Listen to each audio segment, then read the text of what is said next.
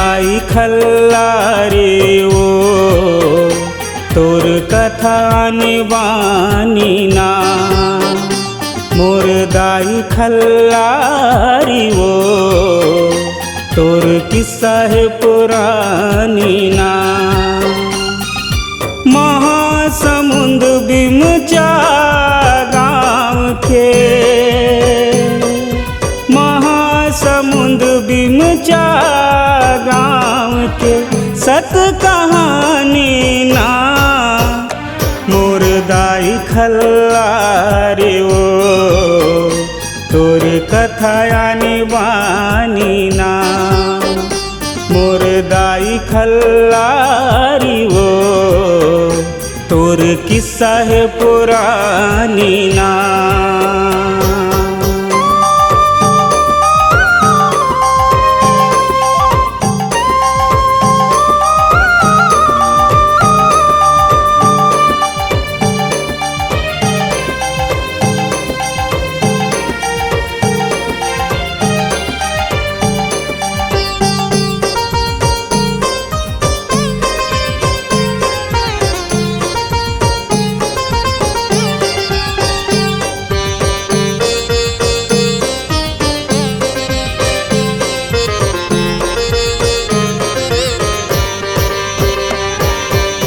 माता फेर भीमचाल छोड़ के भीम खोज पहुँच गे ना।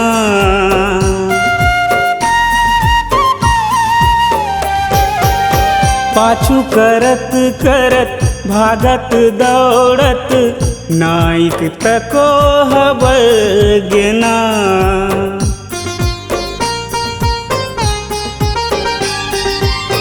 माता ओला सराप दे दिस, माता ओला सराप दे दिस पखरा लाहुट गे ना।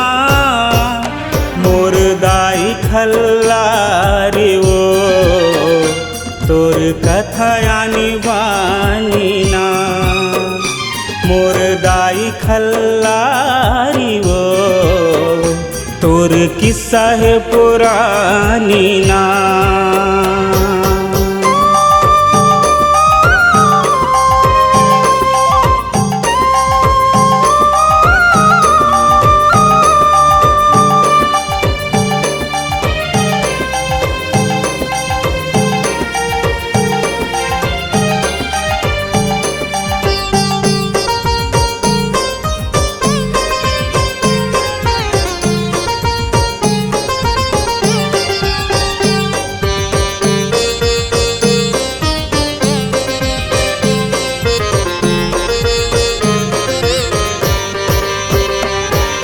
सुने हवा दाई तोरे कहानी मोर दाई दादा सुनाए हे।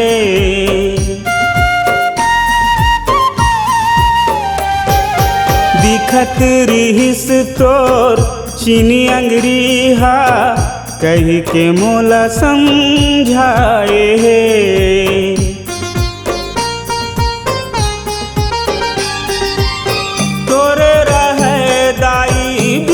बसेरा तोरे रहे मैया भीमचा बसेरा बघवा सवारिन ना। मोर दाई खल्लारे ओ तोर कथा निबानी ना। मोर दाई खल्लारी ओ तोर किस्सा है पुरानी ना।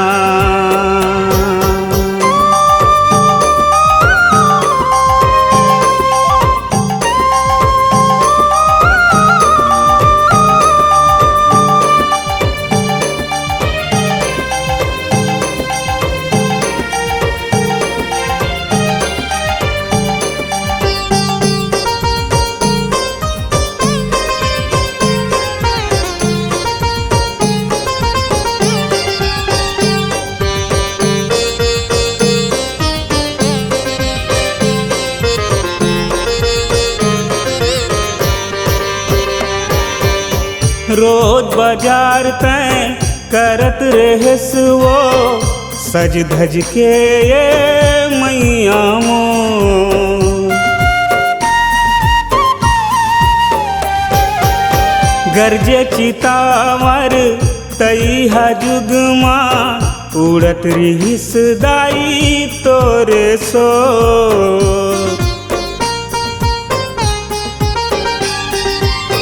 तोर महिमाला गा के मैया, तोर महिमाला गा के मैया जिनके तरावाना मोर दाई खल्लारी वो। तोर कथयानी बानी ना मोर दाई खल्लारी वो। तोर किस्सा है पुरानी ना।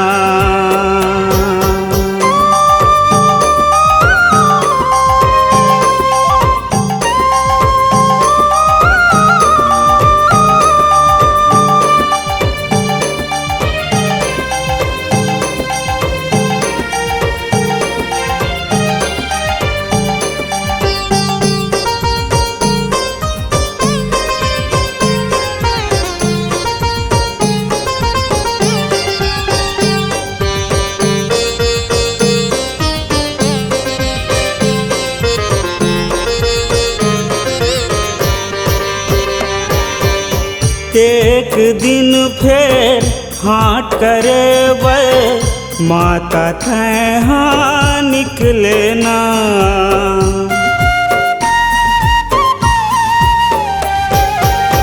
हाट माता देख के तोला मोहा गे है नाइक ना।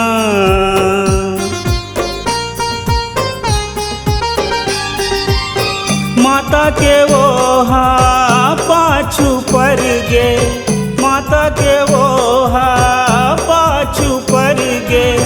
सहज नारी समझे ना मोर दाई खल्लारी वो। तोर कथयानी बानी ना मोर दाई खल्लारी वो।